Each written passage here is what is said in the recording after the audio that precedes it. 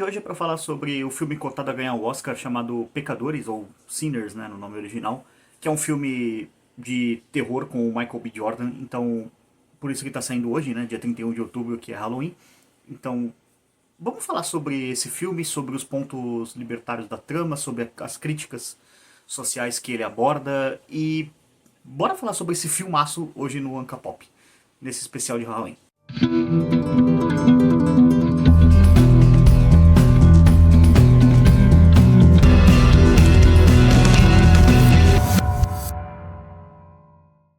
E aí pessoal, beleza?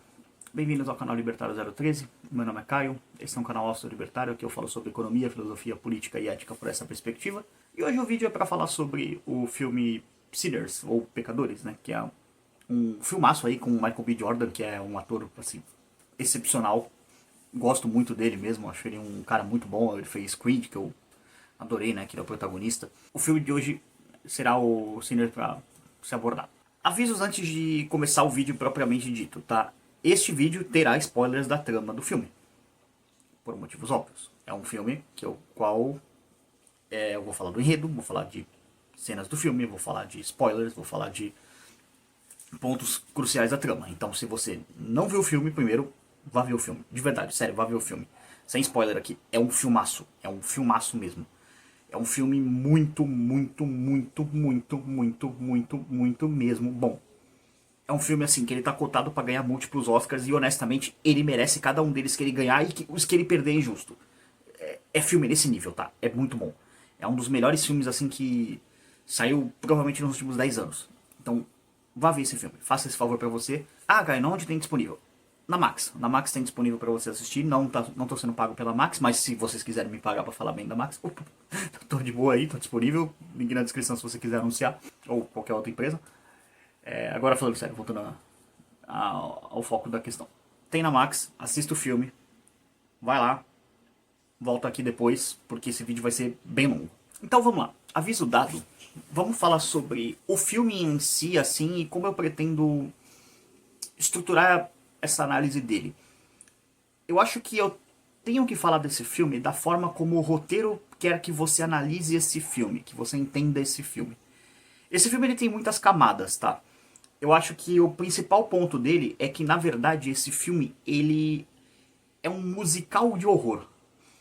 Ele é um filme que ele é muito centrado nas músicas dele. Eu não estou dizendo assim que quem não entendeu ele é uma pessoa burra, alguma coisa. Não é isso, tá? Não é esse o ponto aqui que eu tô fazendo. Eu só tô dizendo assim, que se você for uma pessoa que você pegar as nuances do que as músicas querem dizer para o roteiro, você vai ter uma experiência muito mais profunda, muito mais expandida com esse filme. É exatamente esse o meu objetivo aqui, tá? Como um criador de conteúdo falando do filme, eu quero expandir a sua experiência em relação às músicas, em relação ao que esse filme representa. Porque tudo nele é muito musical. É muito centrado na música, então não dá pra falar sobre esse filme sem tocar as músicas, sem tocar a questão do que é a música. O que é o filme, basicamente? Se você não se importa com spoilers, então acredito que ou você viu o filme ou você chegou até aqui e fala, vou ver a análise mesmo assim porque eu não me importo com spoiler. Esse filme basicamente é um filme de vampiros.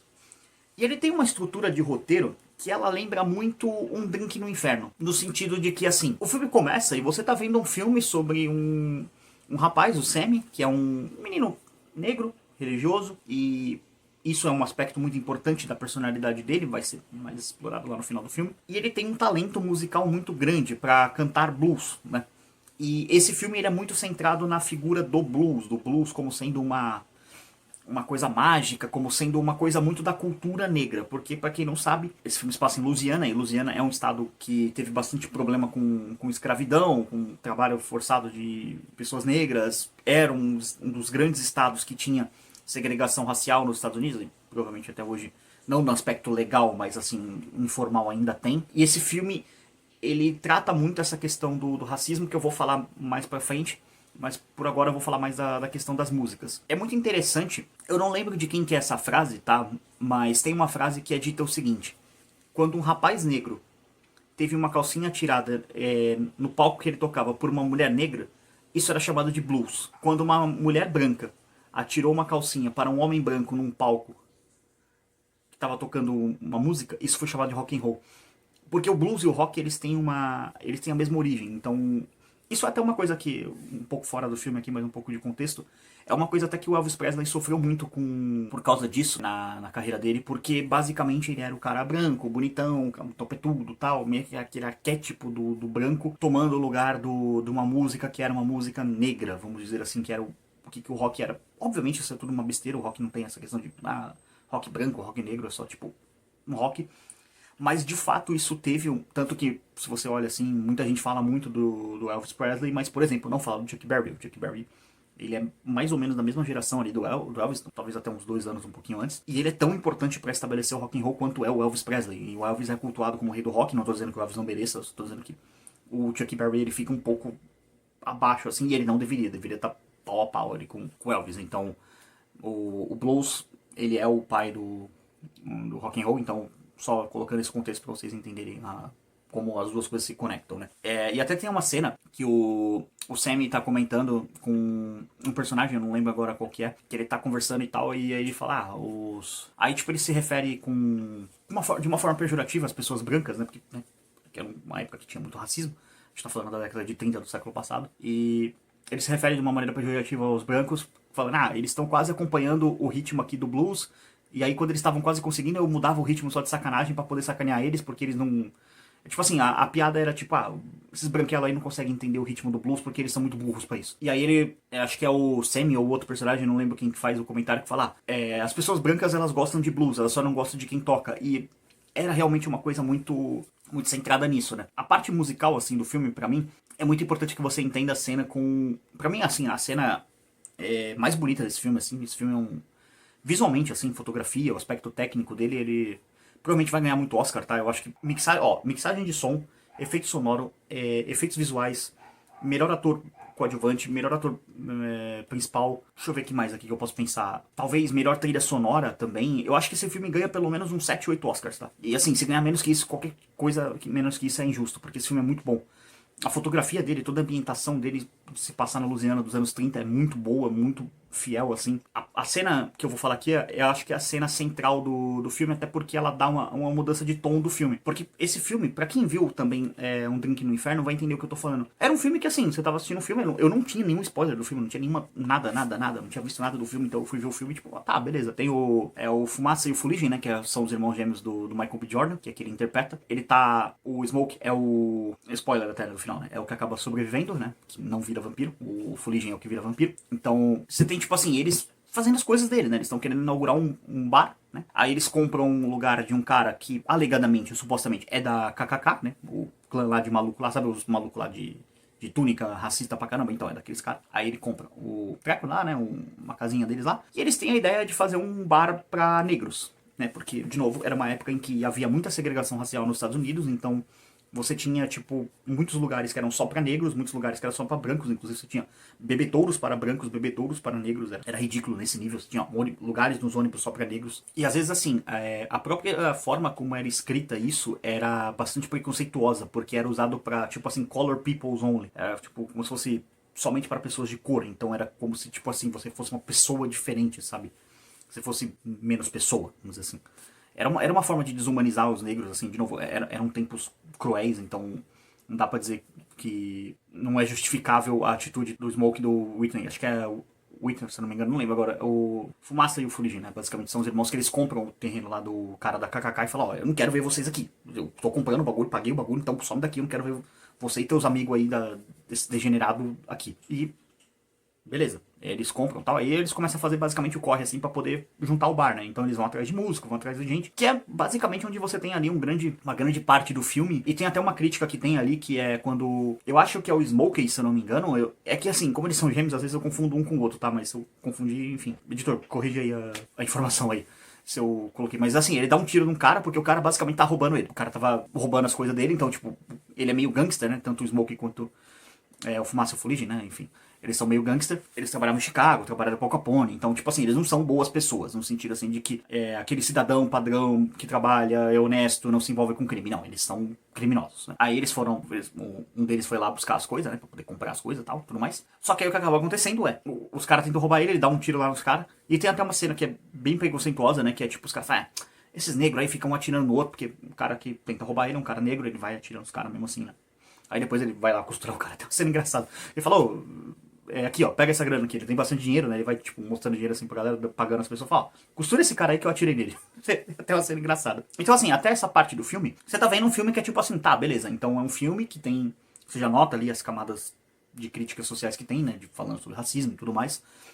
Tem uma cena que eu acho muito bonita também, que eles estão andando na plataforma de trem, que é quando eles encontram o... Editor, coloca a foto dele aqui, que é aquele rapaz negro lá, que é o que tava cantando blues. Eles encontram esse cara, o Sammy até faz um showzinho ali, né? Ele toca um pouco de blues ali, ele fica meio puto. Quem tá com ele dessa vez é o Fuligin. Nessa cena eu lembro que é o Fuligin, porque o Fuligin tem uma cena meio tensa ali com a guria, que eu também esqueci o nome, mas enfim, editor, coloca a foto dela aqui, que aí você vai lembrar do personagem. É a guria que vira vampiro, pra quem viu o filme sabe quem tô falando, eu sou péssimo com nomes, tá? Enfim, e aí tem meio que um diálogo deles ali, fica uma coisa meio tensa entre eles e tal, mas o Sammy até nota isso, e quando eles estão passando por essa plataforma de trem, né, antes de encontrar o rapaz, que ele tá no final da plataforma, então eles estão passando, você vê no fundo, assim, vários locais escrito somente para brancos, somente para brancos, somente para brancos, então...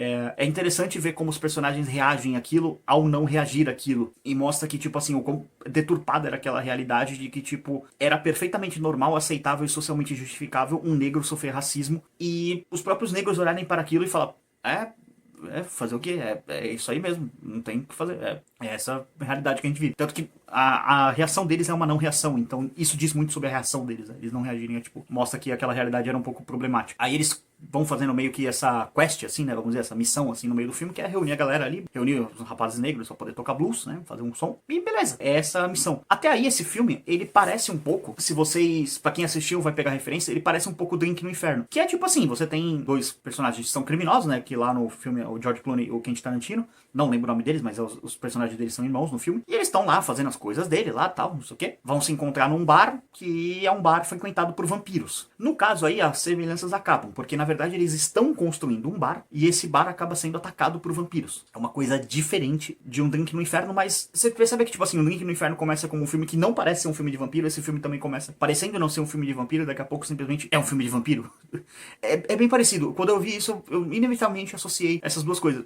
Se você já viu os dois filmes, talvez você tenha feito essa associação também. Comenta aí o que você achou dessa ideia, ou se eu tô viajando, enfim. Mas aí beleza, eles vão fazendo essa missão, aí chega na parte finalmente que junto o bar, tal, começa a ter tudo mais. E aí você vê que é muito interessante, começa a ter alguns problemas nessa relação do bar em relação a, tipo assim, o público-alvo deles. A Louisiana dos anos 30, a população negra era muito pobre, porque assim, era aquela situação muito parecida com o que tinha aqui no Brasil, que é os escravos nos Estados Unidos, eles foram libertados, né, depois de ter a Guerra Civil e tal, todo aquele contexto da história americana, vocês sabem, Guerra Civil, Norte contra Sul, aboliram a escravidão. Só que assim, os negros foram libertos e tipo assim, se vira nos 30 aí. Mais ou menos igual aconteceu aqui no Brasil. E ao longo dos anos, logicamente assim, não estou dizendo que todo negro é pobre por causa da escravidão, mas vamos colocar assim que tanto nos Estados Unidos quanto no Brasil, você não teve leis que compensaram as pessoas pela escravidão. Era só tipo assim, ó, cara, até ontem você era escravo e você era obrigado a trabalhar numa fazenda aí, colhendo algodão, que era uma coisa que era muito comum na Louisiana, e agora você tá livre. Tipo assim, sei lá, até domingo você era escravo, agora de segunda pra frente você não é mais escravo. E aí essas pessoas deparavam, tá, mas eu vou fazer o que da minha vida? Porque a única coisa que eu sei fazer é trabalhar colhendo algodão. Então muitos escravos, eles simplesmente voltavam a trabalhar pros senhores deles, só que dessa vez sem ser escravos. Eles eram muito pobres, eles recebiam um salário muito baixo. Inclusive, boa parte das políticas de, até um contexto histórico aqui um pouco mais profundo, boa parte das políticas eugenistas e políticas racistas que tinham nessa época, elas vinham da ideia de eugenia. Elas vinham da ideia de, explicitamente, por exemplo, leis de salário mínimo também. Eu não vou entrar muito nisso, mas eu tenho um vídeo falando sobre isso aqui no canal. Eu vou deixar aqui na descrição. Leis de salário mínimo, por exemplo, elas eram feitas exclusivamente para excluir negros do mercado de trabalho, porque era um projeto eugênico. Você excluía negros do mercado de trabalho, portanto, negros tinham menos condição social e eles não espalhavam seus genes ruins para as outras pessoas, porque era assim que eram tratados negros, especialmente nos Estados Unidos. Realmente era um contexto social pesado. Então, tudo isso deles fazerem esse bar de negros acaba levando para um problema financeiro. E até uma coisa que eu acho muito... É meio que uma poesia sombria, assim. Eu não sei se vocês perceberam isso, mas você vê muitos negros coletando algodão. E, bom, negros têm as mãos negras, né? Que as minhas são brancas, que eu sou branco. Quando você para e pensa em algum objeto branco na natureza, assim, você vai pensar, tipo... Se eu pedisse pra você falar assim, duas coisas que são brancas e naturais. Você provavelmente pensaria ou em nuvem ou em algodão. Então você imagina um campo de algodão assim, tudo branquinho, não sei o quê. E é uma poesia meio sombria você ter as roupas das pessoas daquela época, que eram feitas de algodão, até hoje é feito de algodão, geralmente, sendo coletadas por mãos negras. Era tipo um contraste, sabe, entre o preto e o branco.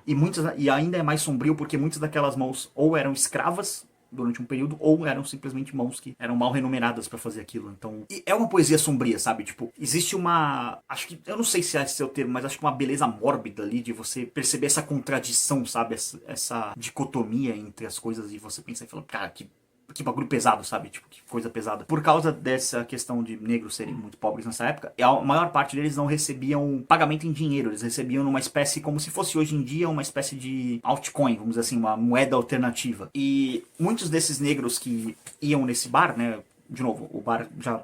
Tô falando aqui uma parte um pouco mais avançada do filme, o bar já tá inaugurado, tudo mais. E aí começa a ter os shows lá, tudo mais. Muitos desses negros, eles pagavam por cerveja, por coisas que você pega no bar, cerveja, whisky, rum, enfim, bebidas, comidas, por basicamente com essa meme coin, vamos dizer assim, essa moeda não dólar, assim, eles não pagavam em dinheiro, eles pagavam nessa moeda. E aí até tem uma discussão entre uma moça que é o interesse amoroso do Smoke, né, que é... Eu esqueci o nome dela agora, mas é que ela é, tipo assim, ela é meio que a função dela no filme é ser um pouco a professora roteiro, que é pra, tipo, explicar o que é vampiro pra quem não entende o que é vampiro. Então ela sabe, ela é entendida, ela é meio bruxa, meio mexe com voodoo, essas coisas assim. E ela entende de vampiros, então ela explica como é que lida com vampiros e tudo mais pra frente. Aí tem uma conversa dela com o Fumaça e o Fuligem, né? Os dois, Michael B. Jordan, né, conversando ali e tal, trocando ideia, sobre o que tá acontecendo em relação... O bar não tá dando lucro, basicamente, porque as pessoas negras, elas não estão pagando com dinheiro, elas estão pagando com essa moeda que basicamente não vale nada. Aí já tem um ponto em que, tipo assim, a pobreza é dos próprios negros em si, né, nessa época, impedia que outros negros conseguissem viver a sua vida de maneira honesta, de empreender. Então você vê que, tipo, é todo um ciclo de desigualdade, até de racismo, de certa forma, que ele vai se perpetuando e causando mais pessoas a continuarem pobres ou dificultando que elas ascendam na vida. Como, por exemplo, o Fumaça e o Fuligem queriam ascender na vida, tipo, como prover música e diversão pro nosso povo negro. E eles não conseguiam fazer isso. Aí é que eu acho interessante falar agora um pouco sobre o Remick e a conexão dele com o Sammy. Eu falei muito sobre a melhor cena do filme pra mim, mas eu acabei não desenvolvendo isso porque, de novo, esse roteiro é muito complexo. A cena que o Sammy começa a tocar blues, que ele faz um show, assim, absurdo. Essa cena é muito importante pra você entender o filme. Primeiro que essa cena, assim, em termos de deleite visual, ela é... Essa cena é um espetáculo, é uma das melhores cenas que eu já vi de filme na minha vida. É uma cena que ela faz uma homenagem a toda a cultura negra de maneira geral. Então você tem, tipo assim, o Sammy tocando blues, porque no começo do filme se estabelece que existem músicos que a música deles são tão mágicas, são tão bonitas, são tão, como é que eu posso dizer assim, tão bem feitas, que elas conseguem invocar os espíritos ancestrais das pessoas. Tem uma parada meio mítica, assim, que o filme estabelece, uma coisa meio sobrenatural, né? Enfim, é um filme de vampiro, então obviamente tem um aspecto sobrenatural. Só que essa cena, assim, ela, pra quem viu vai saber o que eu tô falando, ela é linda, assim, porque você vê o pessoal das danças africanas, né, fazendo as danças e tudo mais, o Sammy representando o blues, você tem músicos representando o jazz, você tem uma representação clara do Jimi Hendrix ali, né, tocando guitarra, que o Jimi Hendrix é considerado por muitos o maior guitarrista de todos os tempos, ou pelo menos um dos maiores guitarristas de todos os tempos. Infelizmente morreu muito cedo, aos 27 anos, né, aquela estranha maldição que tem no rock, né, que muitos cantores, músicos acabam morrendo aos 27 anos. Você tem a Amy Winehouse, que de certa forma era um pouco rock ali, morreu aos 27 anos, deixa eu tentar lembrar mais um aqui. O próprio Jimi Hendrix, que eu falei, o ex-guitarrista do Ozzy, qual que era o nome dele? Agora, Randy Rhoads, lembrei. Randy Rhoads também morreu aos 27 anos. Se eu não me engano, o primeiro vocalista do AC/DC também morreu aos 27 anos. Enfim, a Janis Joplin morreu aos 27 anos. Então tem uma parada que meio que, tipo, a galera do rock morre aos 27 anos. Tanto quando eu fiz 27 anos, eu até falei, se eu não morrer aos 27, acho que eu vou viver um pouquinho mais. Então, tô com 32, não morri aos 27.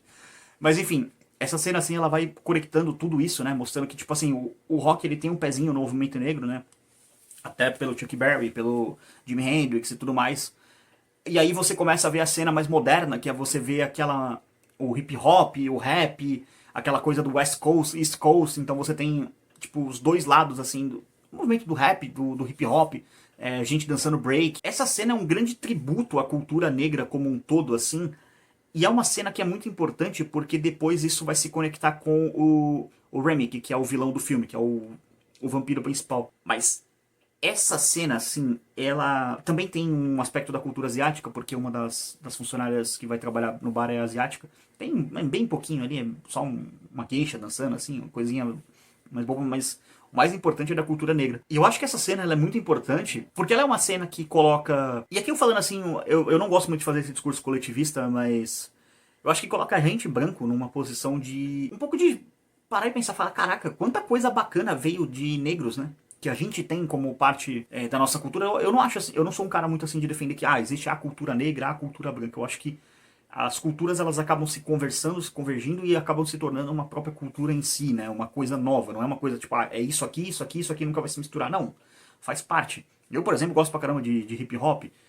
O Eminem, quando começou a cantar, apesar dele ser meio esquerdinha, mas eu gosto das músicas dele, ele é um cara que ele sofreu muito preconceito, e o filme 8 Miles, um dia eu vou fazer um review sobre esse filme, que esse filme é um outro filmaço também, é um dos melhores filmes biográficos que eu já vi.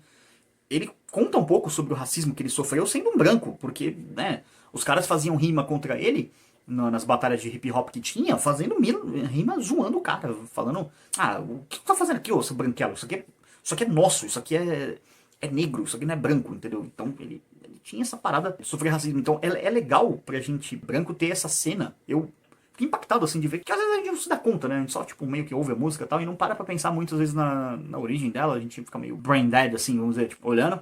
Só que, cara, o rock tem fortes influências no blues, assim, eu sempre soube disso, sempre gostei de blues e tal. Inclusive, ouçam blues, tá? Blues é um estilo de música muito bom. Eu não sei se vocês conhecem blues.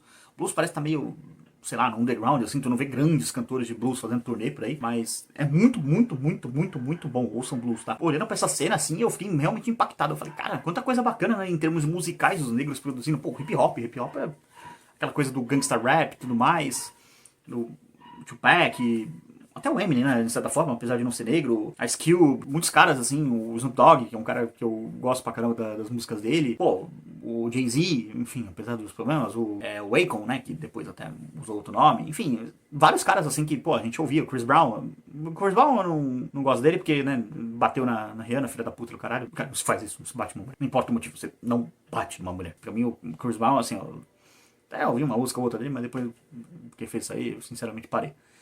Não vou dar dinheiro pra vagabundo que bate mulher. Então a gente tem meio que esse choque, sabe, de olhar e falar, cara, quanta coisa bacana vieram da cultura negra, né? Principalmente da cultura musical negra. E essa cena, assim, pra mim, ela é um espetáculo visual. Eu acho que esse filme deveria ganhar a parte de montagem de som, trilha sonora, essas coisas, só por essa cena, assim, pô, efeitos especiais, assim, né, porque aí é meio que todo mundo passando ao redor, tem uma aura meio mítica, assim, na cena, né? Isso aí você coloca com CGI e tudo mais. Mas esse filme não é muito CGI, tá? Ele é muito baseado em efeitos práticos. Inclusive, pesquisem um vídeo de make-off desse filme, é muito bom ver como que é feito. Essa cena é foda. Essa cena é... Talvez seja a melhor cena do filme, assim. Ela é muito boa mesmo. Quem viu sabe o que eu tô falando, enfim. E aí, é aqui que eu tenho que começar a falar um pouco do Remick e como ele se conecta, né, com isso. A primeira vez que o Remick aparece em tela, ele tá sendo perseguido por uma tribo de colonos, né? Colonos não, nativos americanos. Nativos, essa é a palavra que eu tava procurando. Ou seja, de índios americanos, ele estava sendo perseguido. E esse filme estabelece uma questão que os vampiros, eles não podem entrar na casa de uma pessoa sem que essa pessoa autorize a sua entrada, sem que essa pessoa fale, olha, entre, por favor. Remick, na primeira cena, ele tá... Eu não tinha percebido isso, porque eu tava vendo o filme assim, e honestamente eu não esperava que fosse um filme de vampiro, porque, de novo, voltando ao que eu falei anteriormente, eu não tive nenhum spoiler desse filme. Então eu só tava vendo, tipo assim, tá, beleza, um cara sendo perseguido por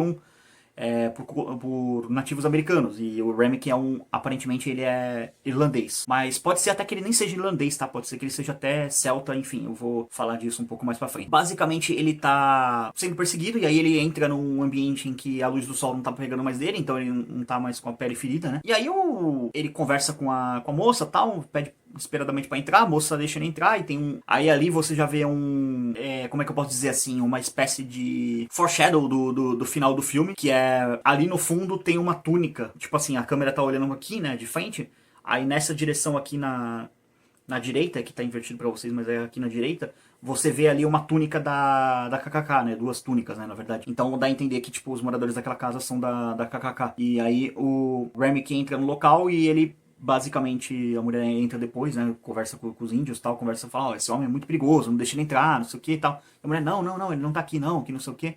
E depois ele basicamente mata o marido dela, né? Enfim, morde o marido dela, transforma o marido dela em vampiro. E depois ela, não é mostrado o que acontece com ela, mas depois ela vai aparecer vampirizada no terço final do filme, né? Que é quando a noite cai e por causa da performance do Sam, do Sam, né? Que ele faz aquele show de blues lá, daquela cena que eu falei que é muito bonita.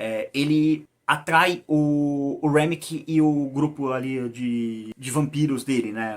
Uma galera ali. Ele chega assim, meio sedutor, assim, aquela coisa que o vampiro tem, né? De ser meio bom de lábia e tudo mais, querendo entrar no local, querendo ser convidado a entrar. Querendo ser convencido, convidado a entrar. E aí ele faz um showzinho que ele canta uma música, tudo mais, né? Que é uma canção que ele fala sobre ter tirado tudo de um cara. E aí naquele momento, assim, você ainda não sabe, né? Se você, a não ser que você... Pelo menos assim, eu vendo o filme eu não sabia. Comenta aí se você sabia.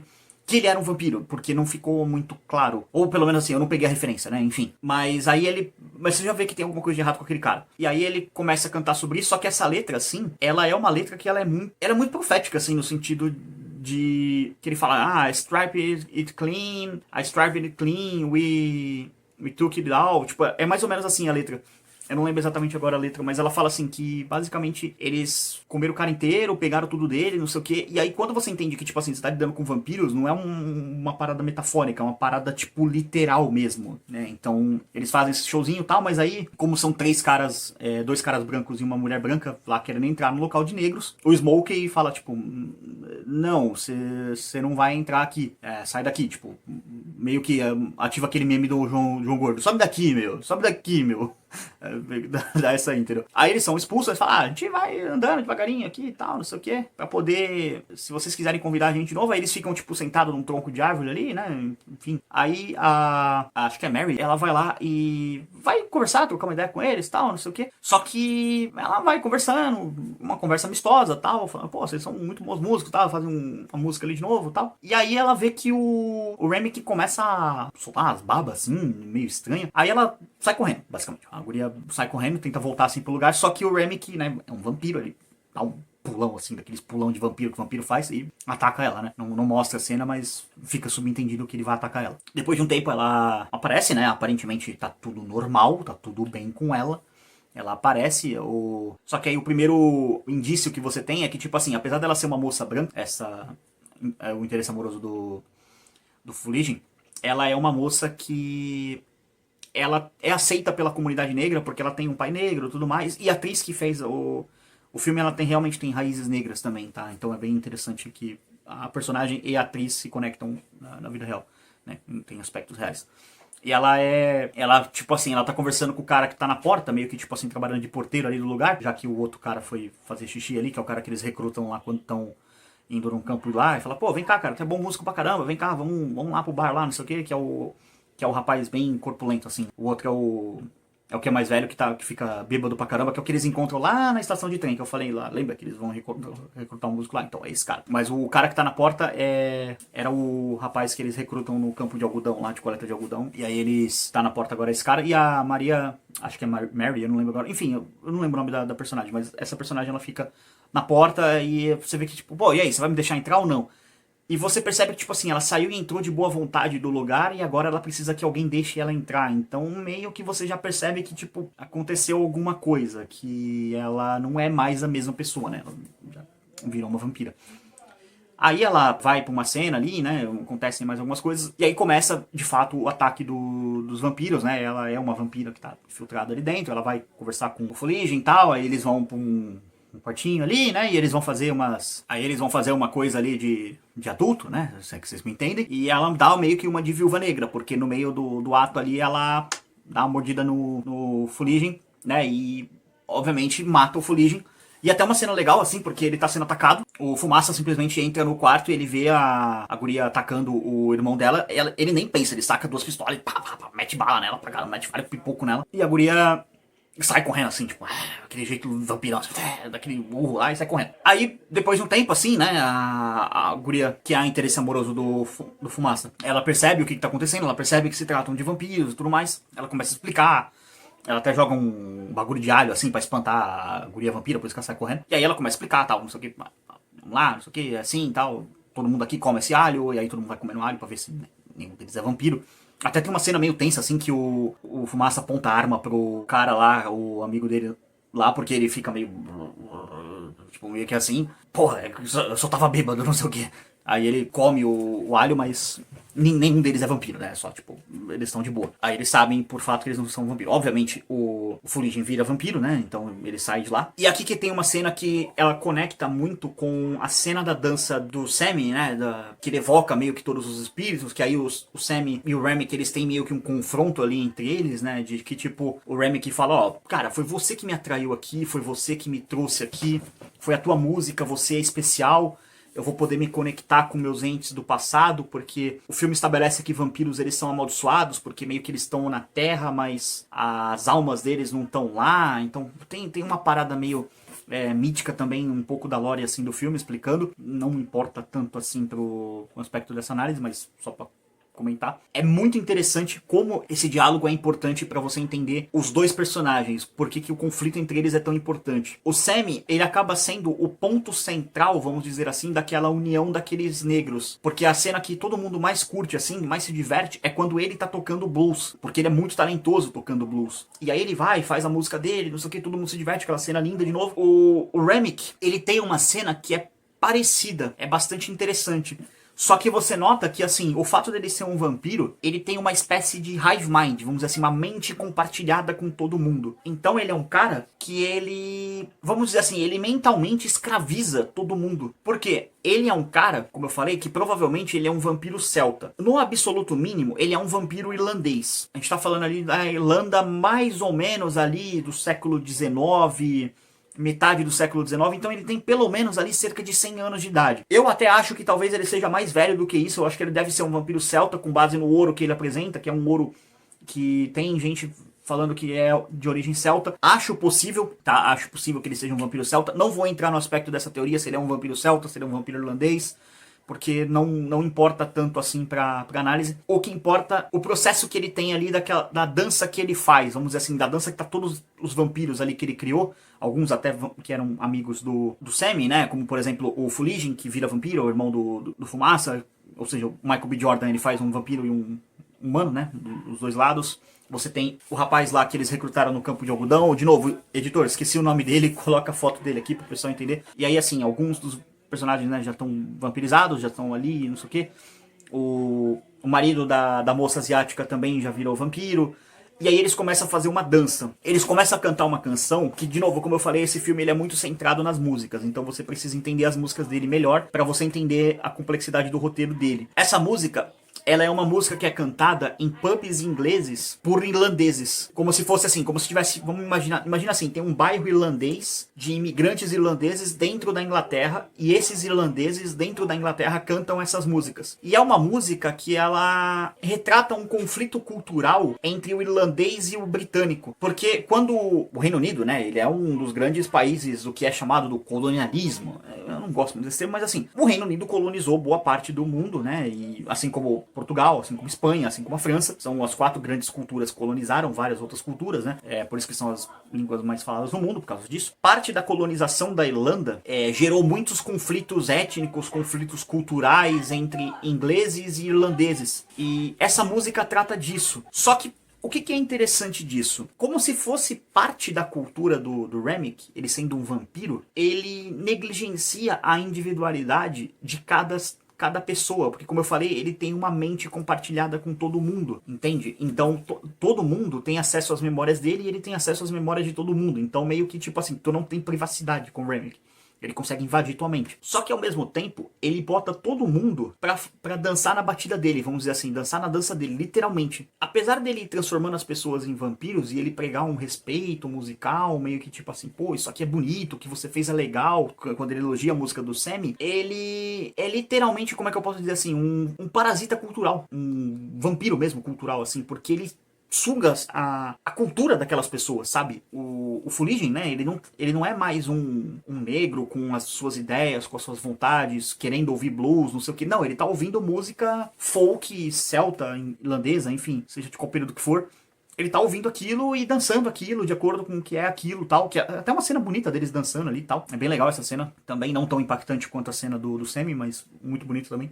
Eles estão meio que nessa batida. E é muito interessante como o filme aborda esse coletivismo, né, do Sammy e tudo mais, do Remick, né, no caso, sem cair naquele estereótipo de Hollywood, tipo assim, nós estamos fazendo um filme sobre homens negros e o vilão é um homem branco irlandês. Não é tão simplório assim, sabe? É tipo assim, é até estranho falar isso, mas Hollywood conseguiu fazer uma crítica social num filme, que é uma boa crítica, ficou bem feito, sabe? O roteiro é bom, então a crítica fica boa, porque o problema quando essa galera quer fazer a crítica social foda deles no roteiro, é que o roteiro é uma porcaria. Esse filme não, o roteiro dele é muito bom, então eles conseguem fazer isso. Tanto que tem uma cena que é meio que tipo assim, o confronto final, né, entre o Remy e o Sammy antes de fato eles terem a luta deles, assim, vamos dizer. É o último conflito de ideias. E até se você for parar pra pensar, esse filme ele tem uma estrutura um pouco shonen, né, de contar a história. Porque um conflito... O shonen tem a máxima, né, de que um conflito físico entre dois personagens começa num conflito de ideias. Então o Remick e o Sammy têm esse conflito de ideias ao longo do filme. E depois eles vão ter que lutar, né, porque não tem como você derrotá-los de maneira... pelas ideias. Se a ideia não resolve, você vai pra força. Né? A estrutura shonen, né, é basicamente assim. Então o Remick, ele dá, vamos dizer assim, ele dá acesso pro Fuligem das memórias dos vampiros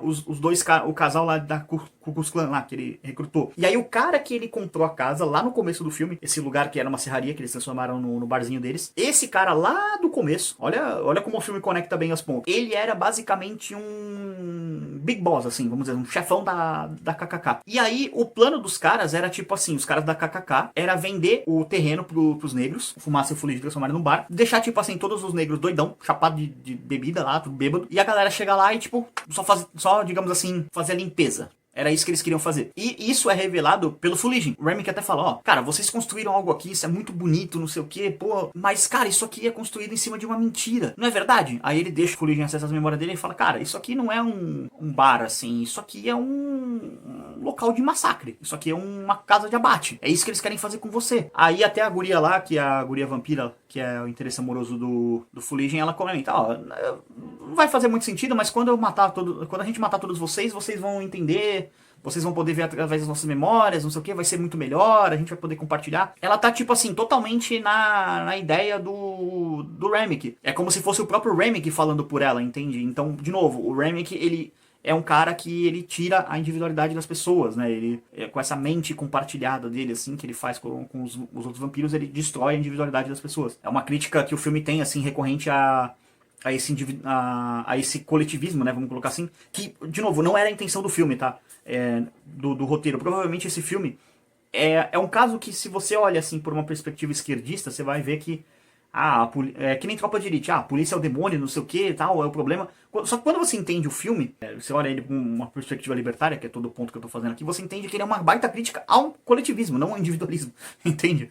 É bem interessante como dá pra subverter esse plot. E aí você caminha pra parte do conflito final, né? Que é o vampiro chinês lá, né? Que é o marido da moça que tá lá dentro. Ele fala, eu ouvi dizer aí da nossa filha, vou fazer uma visita lá pra ela lá, daqui a pouco, não sei o que e tal. E essa guria, ela meio que bem tendo um surto assim, né? Porque, pô, é o próprio pai ameaçando matar a filha, transformar ela em vampiro. Então, essa personagem é estabelecida como, tipo assim, a que meio que deixa os vampiros entrarem, né? Que ela, tipo, vem aqui, come here. Tipo, chama todo mundo, tá ligado? Meio que dá uma Scorpion, get over here. Aí chama todo mundo e aí começa realmente a batalha final entre, vamos colocar assim, a galera e os vampiros. Aí, tipo, os vampiros entram, matam uma galera. Meio que, tipo, você tem a batalha final entre o Remick e o Sammy, né? O Remick é até interessante que ele toma uma violãozada na cabeça, literalmente ele fica um bagulho do violão aqui na cabeça. Aquilo ali foi... Gente, essa cena do violão na cabeça aqui, que ele fica com um disco de violão, quem viu sabe o que eu tô falando. Aquilo ali é tudo efeito prático, gente. Eu adoro efeitos práticos. Sério, eu adoro efeito prático em Hollywood. Eu acho...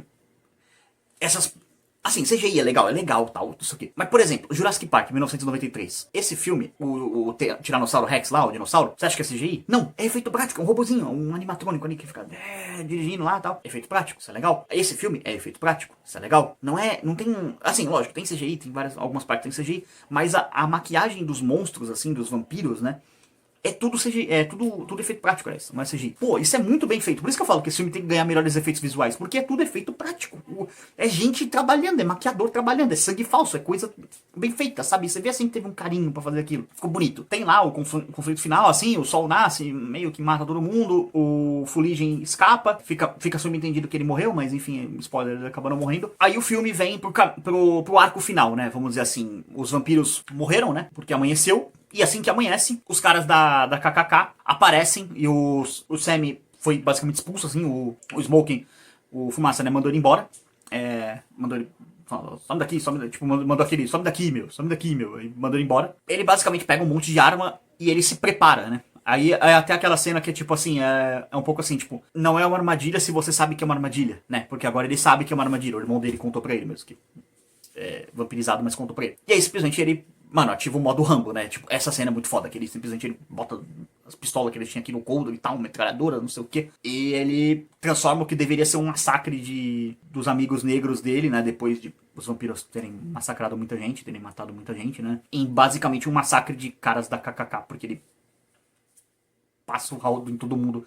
Uma cena muito badass, assim, dele, tipo, aí tem um pouco de... É assim que se faz câmera lenta, tá? O Zack Snyder, um pouquinho de câmera lenta dos tiros, assim, tal, não sei o que. Dá uma diminuída no plano. Pô, e o Michael B. Jordan, assim, todo ensanguentado. Ele é um cara forte, né? Ele é um cara bem atlético, assim, pô, ele só com uma camisa branca, assim, e os braços dele, assim, pra fora. Ele bombadão, assim, pô, tirando em todo mundo.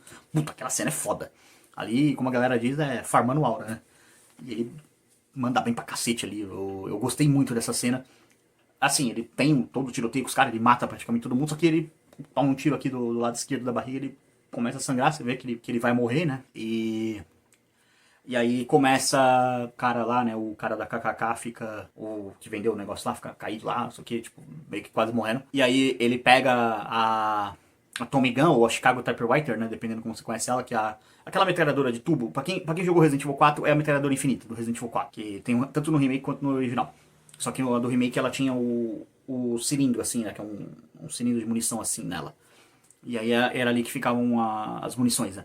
Ele pega aquela ali, ele tira o pente que ele usou, joga fora, coloca um novo e ele trucida o cara, finalizando ele. Só que ele... É até uma cena que é legal, que conecta com uma cena do filme, que é... O Fuligem, ele teve alguma sequela na guerra, que eles participaram da guerra também, que ele fica com a mão meio, tipo, tremendo, assim. Então... Quando ele queria fumar um cigarro, quem acendia o cigarro pra ele era o irmão dele, né? Era o Fumaça. Então ele chegava lá com o cigarro e acendia. Tanto que uma das primeiras cenas que ele aparece, eles estão fazendo isso, né? Acendendo um cigarro. E aí, beleza. Ele vai, acende um cigarro, só que ele começa a ter tipo um delírio, assim, né? Porque ele tá morrendo. E aí ele começa a ver a moça que era o interesse amoroso dele, né? Aquela especialista lá em vampiro, que ela faleceu, né? Na batalha. E aí ele começa a ver, tipo, ela com o filho dele. Porque eles tinham uma bebê, né, que faleceu, uma filha que faleceu. E ele lá tá, tipo, fumando o cigarro dele, assim, e ele vai tentar pegar a filha dele. Aí no delírio dele, né, quase morrendo, a moça fala, não, Elijah, no smoking here. E isso é um diálogo que ele perde um pouco do sentido no português, tá? Esse filme é bem melhor em inglês, tá? Vejam ele legendado. Eu não falei isso, mas deveria ter falado mais no começo. Porque o apelido dele, o Smoke, que é fumaça, é uma gíria americana também pra cigarro. Se você quiser pedir um cigarro, por exemplo, pergunta, do you have a smoke? Tipo, que o cara não vai entender que você tem fumaça, não, tá pedindo um cigarro. É uma gíria americana, porque os britânicos, eles dizem faggot, que é outra forma de falar, não sei reproduzir o sotaque britânico aqui. E inclusive é até engraçado porque fag, a abreviação, como às vezes eles falavam, é uma gíria americana, não britânica, pra uma forma pejorativa de se referir a gays, tá? Então, o Ozzy até tem uma passagem do livro dele que ele conta que ele tava pedindo fag pra galera, e os caras basicamente, sai daqui, o seu degenerado do caralho. E depois ele foi entender por que os caras tá chamando de degenerado, porque na cabeça dele ele tava pedindo um cigarro, e na cabeça dos caras ele tava perguntando se tinha algum viado por ali. Até uma cena engraçada, mas enfim, diferença culturais de país. E qual que é o contexto dessa cena? Essa frase que ela fala, no smoke here, Elijah, no smoke here, tipo, na tradução, vai colocar assim, na tradução dublagem, provavelmente eu não vi dublado, mas provavelmente tá assim, não fuma aqui, não fuma perto do bebê, alguma coisa assim. Só que, na verdade, isso é mais profundo, e isso que eu falo, que no português não pega, mas no inglês pega.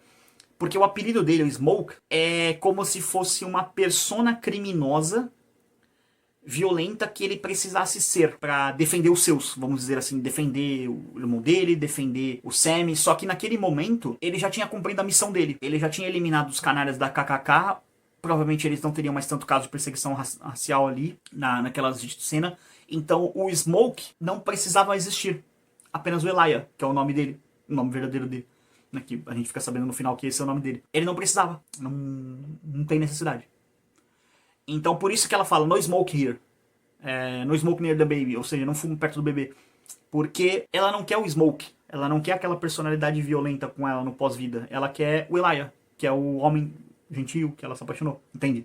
Então, esse final, assim, é lindo, assim, a morte do Elijah, né, agora, a gente pode chamar ele assim, porque ele abandonou essa personalidade, quando ele joga o cigarro fora é como se ele renunciasse não só ao cigarro, mas à personalidade violenta dele, é também, assim, linda, é um final trágico, né, infelizmente o herói que a gente tava torcendo o filme todo acaba falecendo, mas é uma morte linda, assim, muito poética. E aí a gente caminha pro ato final do filme, que conecta com o ato inicial do filme, que é o Sam chegando na igreja, que ele faz uma promessa pro pai dele, volta lá e tal, e ele tá com o violão, e meio que aquele violão ali que ele usou pra dar na cabeça do Remy, que ele fica meio que nessa de ter, não ter, assim, de soltar o violão, enfim, aí conecta com o começo do filme, quem viu o filme sabe o que eu tô falando. E aí tem a cena pós-créditos, né, que tem cena pós-crédito, então assistam cena pós-crédito, que é basicamente é revelado que o Fumaça, né, o Elijah, ele não matou o irmão dele, porque ele teve ali com uma estaca na mão pra dar no irmão dele, né? Tem um conflito entre os dois irmãos ali.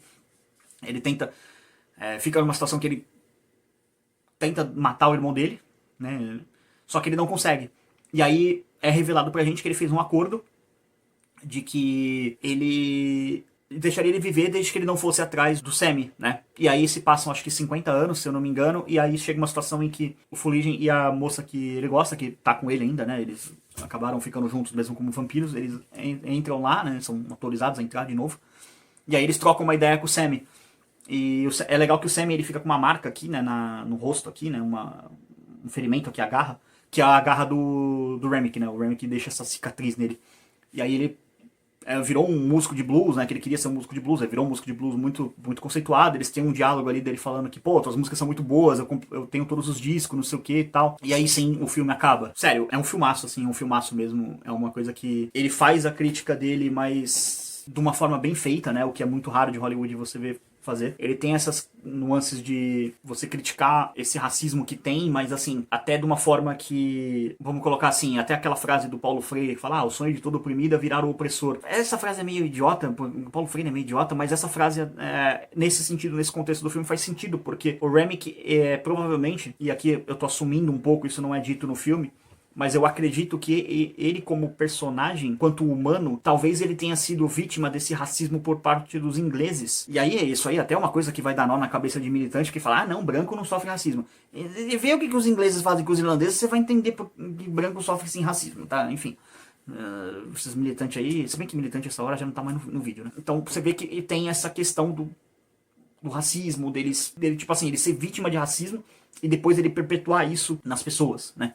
Ele projetar isso nas pessoas, ele tirar a individualidade das pessoas, tratando elas como uma somente, né? Vamos dizer assim, como se todo mundo fosse igual. E até ele não poder ter a cultura dele, o que chamam de racismo cultural, né? Que é você ter a sua cultura diminuída por causa da sua raça. A cultura dele era diminuída por ele ser provavelmente um irlandês criado na Inglaterra, em algum ponto da Inglaterra, não se sabe quando, eu especulo que seja pelo menos uns 100 anos no passado, talvez até mais.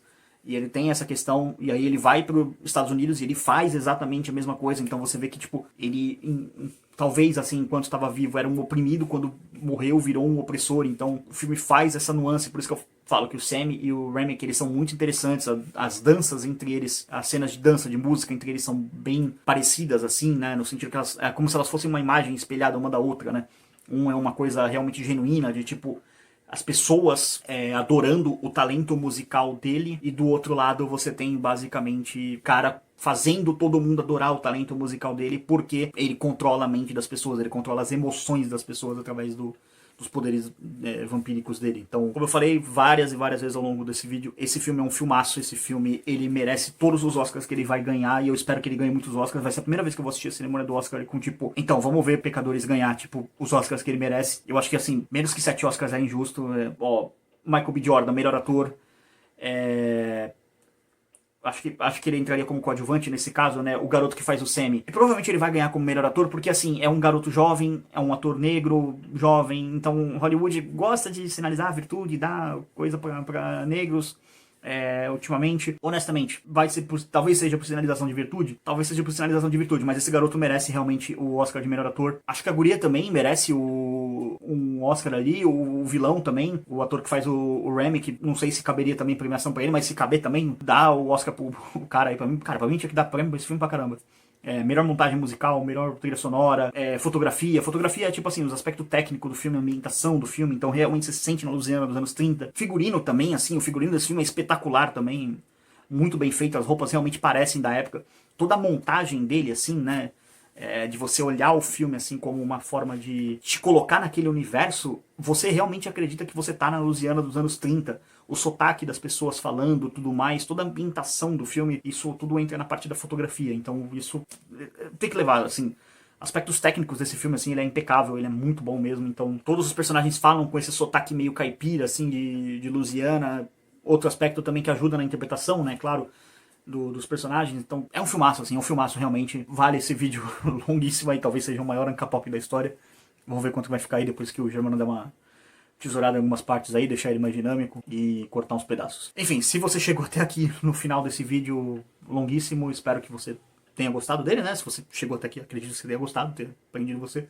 Espero que você tenha tido a sua experiência com o filme Expandida, porque, como eu falei, esse filme é um filme que, quando você entende mais os aspectos dele, você entende mais a questão cultural, a questão das músicas e tudo mais, ele fica ainda mais denso, e espero ter dado a minha contribuição aqui pra falar sobre esse filme. Se você curtiu, deixa sua curtida, deixa seu comentário. Fala o que você achou do filme, o que você acha, quais categorias você acha que ele vai ganhar o Oscar.